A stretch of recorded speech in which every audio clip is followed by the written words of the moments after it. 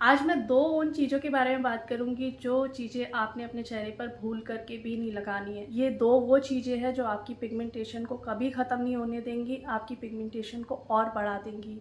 हाय, मैं हूँ रुबीना और आप देख रहे हैं लाइफ़स्टाइल विद रुबीना। उम्मीद करती हूँ सब ठीक होंगे, सब खैरियत से होंगे और सब खुश होंगे। अगर आप अपनी पिगमेंटेशन को जड़ से ख़त्म करना चाहते हो और हमेशा के लिए ख़त्म करना चाहते हो, तो 2 ऐसी चीज़ें हैं जिन्हें भूल करके भी आपने अपने चेहरे पर नहीं लगानी है।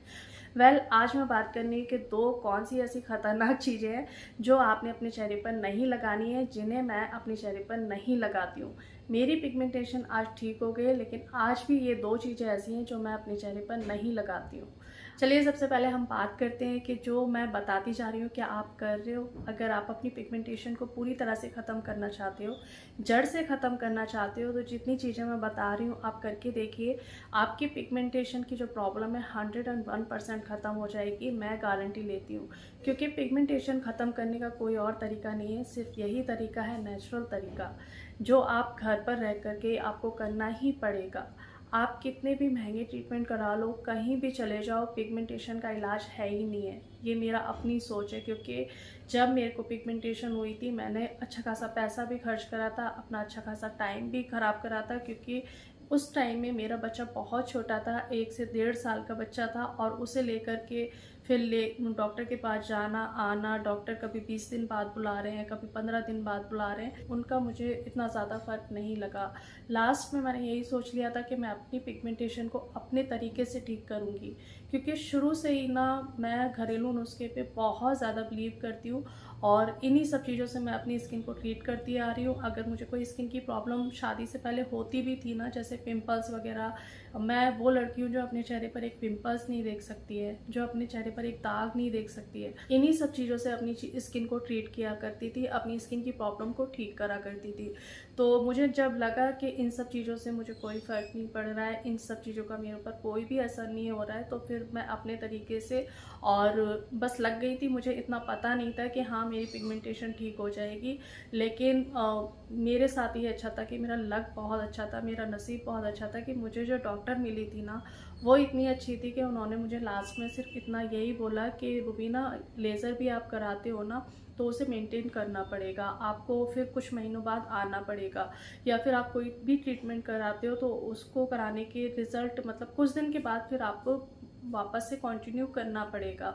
तो देखिए, कंटिन्यू करना और मैनेज करना बहुत ज़्यादा मुश्किल हो जाता है। यानी कि आप पिगमेंटेशन के लिए कोई इलाज करा रहे हो, या फिर किसी भी चीज़ के लिए कोई इलाज करा रहे हो, आपने 6 महीने कराया या 1 साल भी कराया, तो उसके रिज़ल्ट आपको 1 साल के लिए मिल रहे हैं। 1 साल के बाद फिर आपको वापस से जाना है, क्योंकि वापस से फिर वो दोबारा चीज़ वापस आ रही है। तो मेरे को ये फिर ठीक नहीं लगा था, और मैंने सोच लिया था कि अपने तरीके से मैं अपनी पिगमेंटेशन को ठीक करूँ। पिगमेंटेशन होने की वजह भी ढेर सारी हैं, जो मैं आप लोगों के साथ आजकल डिस्कस भी कर रही हूँ। बार बार बोलूँगी तो आप कहोगे कि बोर कर रही है, एक ही चीज़ बार बार बोलती रहती है।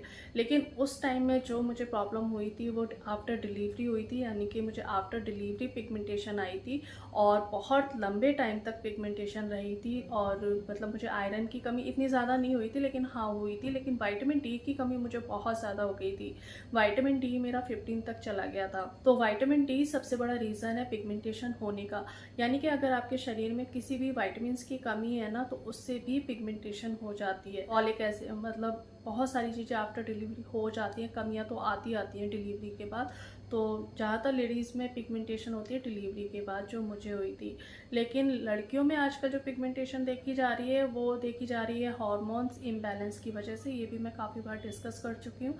चलिए, अभी हम बात करेंगे कि कौन सी 2 चीज़ें हैं जो आपको अपने चेहरे पर नहीं। मेरे ही पड़ोस में एक भाभी रहती है, पहले भाभी थी, अब तो मेरी बहुत अच्छी वो दोस्त बन गई है। तो अभी कुछ दिन पहले वो मेरे पास आई, कहने लगी राखी आने वाली है रुबीना, कोई ऐसी ब्लीच बता दो जो मैं अपने चेहरे पे कर लूँ, पिगमेंटेशन बहुत ज़्यादा हो गई है, ब्लीच कर लेती हूँ तो पिगमेंटेशन थोड़ी सी कम हो जाती है। क्योंकि मैं एक बहुत लंबा टाइम पिगमेंटेशन को लेकर के चली हूँ, और बहुत चीज़ें मैंने छोड़ी भी हैं, और बहुत ज़्यादा मैंने इन सब चीज़ों पर सर्च भी करी है।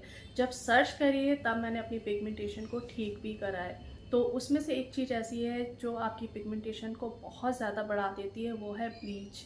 मैंने उसको बोला तुम ब्लीच क्यों करती हो जब तुम्हारी पिगमेंटेशन है? तो उसने बोला जब मैं ब्लीच कर लेती हूँ ना तो मेरी पिगमेंटेशन थोड़ी मुझे कम लगती है, लेकिन उस टाइम वो थोड़ी सी कम हो जाती है। तो देखिए उस टाइम उसको कम करने के चक्कर में कुछ दिन बाद आप उसको और बढ़ा देखते हो।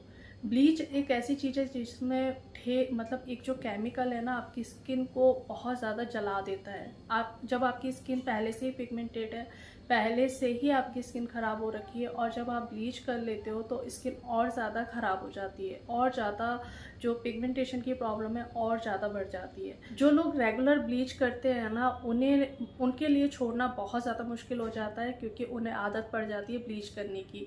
उन्हें ऐसा लगता है हमारा रंग भी साफ़ हो गया है ब्लीच करने से, और ज़रा सा वो कहीं जाते हैं तो सबसे पहले ब्लीच करते हैं।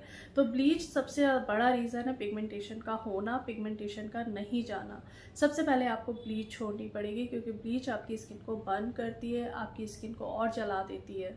ब्लीच स्किन की सेंसिटिविटी को और बढ़ा देती है, आपकी स्किन और ज़्यादा सेंसिटिव हो जाती है। फिर आप अपनी स्किन पर कुछ भी लगाते हो ना तो वो सूट नहीं करता है। तो ब्लीच प्लीज़ छोड़ दे जब तक आपको पिगमेंटेशन है। जब आपकी पिगमेंटेशन ठीक हो जाए, आपकी स्किन का बैरियर ठीक हो जाए, तब आप भले ही ब्लीच कर लेना, लेकिन अभी कुछ महीनों के लिए ब्लीच बिल्कुल छोड़ दे। अगर आप आलू का जूस भी लगाते हो तो उसमें भी ब्लीचिंग प्रॉपर्टीज़ होती हैं। अगर आप संतरे के छिलके अपने चेहरे पर लगाते हो तो उसमें भी ब्लीचिंग प्रॉपर्टीज़ होती है, वो नेचुरली आपकी स्किन को ब्लीच करता है। तो आप घरेलू नुस्खों पर आइए।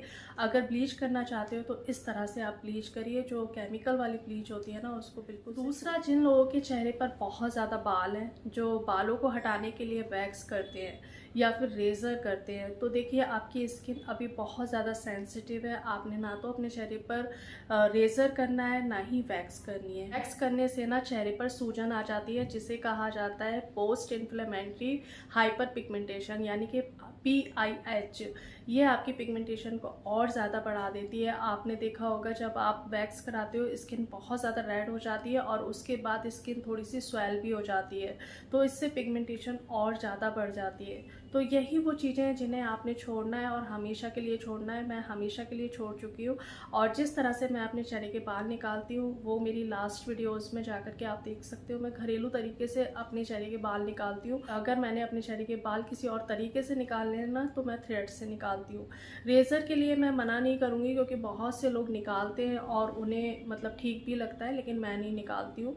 मैं ये सारा अपना अब खुद का एक्सपीरियंस आप लोगों के साथ शेयर कर रही हूँ। कोई क्या करता है मुझे नहीं पता, लेकिन ये वो चीज़ें हैं जो मैं करती हूँ, वही चीज़ें मैं आप लोगों के साथ शेयर करती हूँ, तो कर रही हूँ। तो मैं अपने चेहरे पर वैक्स कम से कम 7 से 8 साल हो गए। मैंने अपने चेहरे पर ना तो ब्लीच किए और वैक्स तो मैंने कभी अपने चेहरे पर ज़िंदगी में नहीं की है। तो आपने भी ब्लीच और वैक्स अपने चेहरे पर नहीं करी है। इसी तरह से मैं आगे भी आप लोगों को बताती रहूँगी कि अगर आपके पिगमेंटेशन है आपने क्या करना है क्या नहीं करना है। बस मेरे बताए तरीके से चल लीजिए, आपकी पिगमेंटेशन पूरी तरह से ख़त्म हो जाएगी। और यही नहीं, देखिए अभी मैं पिगमेंटेशन के बारे में बात कर रही हूँ, आगे हम ब्यूटी, हेयर और ओवरऑल हेल्थ के बारे में भी बात करेंगे। ऐसा नहीं है, अगर आपके कोई भी क्वेश्चन है, कोई भी डाउट है तो आप मुझे मैसेजेस कर सकते हैं, मैं उनके रिप्लाई ज़रूर करूँगी। तो ये थी 2 चीज़ें जिन्हें आपने अपने चेहरे पर नहीं लगाना है, और ऐसा नहीं है कि इनके बिना आप रह नहीं सकते हो। इनके बिना रह सकते हो, पिगमेंटेशन के साथ नहीं रह सकते हो, क्योंकि हम भले ही रह लें लेकिन सामने वाला हमें रहने नहीं देगा। जब सामने वाला कोई ये बोल जाता है ना कि तेरे चेहरे पर इतनी ज़्यादा पिगमेंटेशन हो रही है, तो फिर दिल ना टूट ही जाता है। तो कोशिश करिए पिगमेंटेशन ठीक करने की, और मैं मतलब गारंटी लेती हूँ आपकी पिगमेंटेशन पूरी तरह से ठीक हो जाएगी। बस आप मेरे बताए तरीके से चल लीजिए, बिल्कुल नेचुरल तरीके से। मेरा जो तरीका है बिल्कुल नेचुरल है, और इसमें कोई भी चीज़ ऐसी नहीं है जिसे आप नहीं कर सकते हो या फिर बहुत महंगी चीज़ें हैं। चलिए, ये थी मेरी आज की वीडियो। मिलते हैं एक नई वीडियो में, तब तक अपना ढेर सारा ध्यान रखिए। लेकिन हाँ, जाने से पहले छोटी सी रिक्वेस्ट करूँगी, अगर आप मेरे चैनल पर नए हैं तो वीडियो को ज़रूर लाइक कर दीजिएगा, मुझे थोड़ा सा मोटिवेशन मिलेगा। और आपको लगता है मेरी वीडियो किसी के काम आ सकती है तो उसे ज़रूर शेयर करिए, और चैनल पर नए हैं तो चैनल को सब्सक्राइब कर लीजिएगा। मिलते हैं एक नई वीडियो में, तब तक अपना ढेर सारा ध्यान रखिए, खुश रहिए और दुआओं में याद रखिएगा। Bye bye.